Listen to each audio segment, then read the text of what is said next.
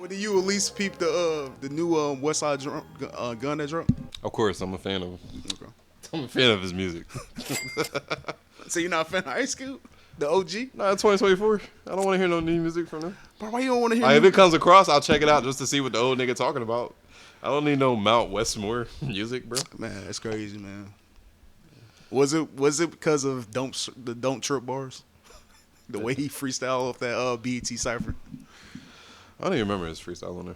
I have to go back and listen to it, honestly. It was cool. Oh, okay, Westside Gunn. Yeah, that nigga dropped twice, actually. He dropped back to back. He dropped on 31st, Halloween. Oh. And then he dropped again the very next day, November 1st. He dropped a little 5-track EP called 11 on Halloween. It was definitely just for rollout purposes, just to, I guess, get in the algorithms and warm you up for the very next day drop. Because out of the 5 tracks, the very first track, nigga just talking on it. The second track, after that track, niggas just talking on it. So you really only get like 3.5 songs. But he did that kind of with still the album he dropped on November, Still Praying. What you mean? I mean, like the first 2 tracks, unless I played it out of order, but the first 2 tracks he was just talking, right? Like DJ Drum like was on the second one. I think the first one was just more so like an introduction. Yeah, but this was like 14 tracks though, so I mean, I guess you got room to do that and still give niggas their musical fix. If that's what you're trying to give them, like a 5-track EP and 1.5 for the songs is nothing but talking. Yeah. Yeah, but I'm glad he did that. That was pretty dope. And then Beer Bar. I like the song Beer Bar because at the end he just go into a rampage with talking, letting you know he's the flyest nigga that ever touched the earth. I fuck with that.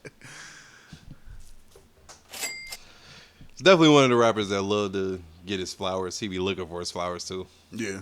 Without trying to make it look like he's looking for his flowers, he definitely be seeking them. Not definitely. Definitely can't sneak this nigga on Twitter. He'll find it some way. That was nasty, but pretty scary to know that you just. But they be listening, bro. They be listening. We know they be listening, bro. But homie in that tweet didn't type his name or nothing. How did you find him? Your name was nowhere near. It wasn't a Westside or a Gun in that tweet. That's kind of wild, bro. You know what you did. Just dropped your music. How are you finding tweets? You know like what he that? did. You know what he did. So, or somebody reached out to him and sent it to him probably and was like, "Yo, I think this nigga talking to you," and he probably just went on a rampage. And nigga, you don't know shit. You don't know art. You a pussy. You get that back. Oh shit, man. It's crazy because I kind of felt that nigga in that tweet because he said something about it's not a flex telling your fans that it only took you a day to record a album. And that's what I want to talk about. I'm kind of with that fan. Or that person that tweeted. I don't know if he was a fan of Westside or not. It's a lot of nuances to it. I kind of fuck with him on it, but it depends on how prep was he to record that in one day. Like, did he already have the beats? Was rhymes already written? Did you already have verses and the features on deck? So it was like really just, yo, I just gotta go here and do my job and lock in for the whole day and complete it. And as you completing it, you sending it to the mix artists and they doing their thing, blah, blah, blah. If it's that type of situation, I'm not really mad at it. But if you just went in there just like super naked, like nothing, and it's just like, all right, man, send me that photo with all them beats. I'm about to just make a project today real quick. Which is hard for me to believe because you got some features on here, and there's no way you got multiple features and everybody sends you back they shit within a day. No. That's not how artists work. Like, the universe don't align artists to fuck with you and your project in that way to where they're all going to... At least I don't think so. So, I don't know. It's up for interpretation, man. Me, personally, I go back and forth with it. I don't like hearing that because I'm the type of nigga that like niggas to go live life, breathe a little bit, and actually put together some art and take time with it and give us the best art you can put together. But I'm also not mad at niggas doing shit differently because that's the beauty of art.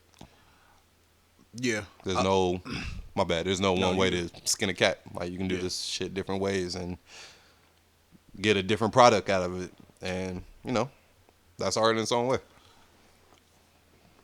I don't think you have to you don't have to tell us it only took a day because it does. It comes with a interpretation of that person that heard that statement.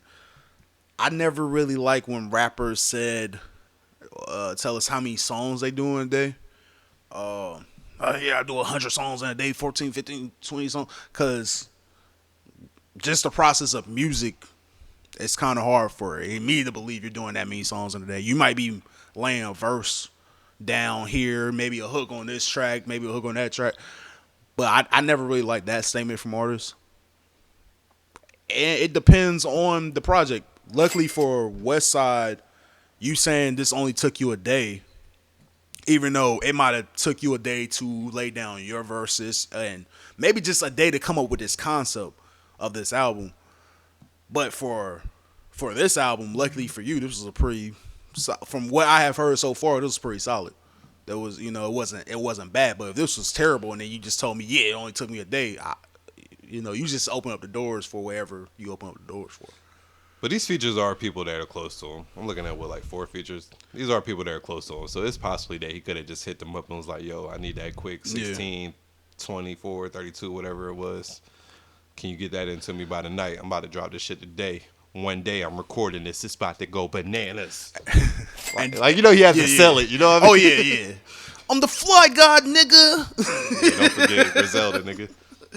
And still praying. Stove God went bananas on that. I like that track.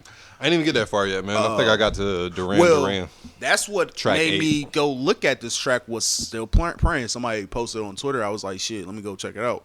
And I was rocking with it. I got the free shots. Yeah, I got the free shots. That was good. Conway had a good verse up there. I like I said beef bar. I said beer bar. Beef bar is actually a song I like just because that nigga was like talking shit at the end. That shit was funny. But do I think it took him a day to do this?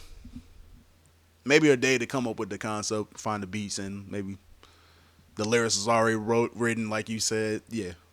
But this the production and DJ drama sound pretty good up here. Got into his DJ bag. No, I don't think you just sat on this project for a day and let us hear it. I don't believe that. I mean, I don't think I believe it is. Still a good project though. Yeah, I was rocking with it. What about the other one he dropped? Was that pretty good? Yeah, those like 3 songs was cool. Okay. It was cool. I mean, you know what you get from Westside. Yeah. The type of production and the type of bars, man. Same shit, man. Just packaged in a different box, I guess. I got you. Before we go to break, somebody that's been stealing your that's just stealing your whole rollout, man. It seemed like a lot of niggas taken from our very own Slick the Sunshine. Freddie Gill came out with a project.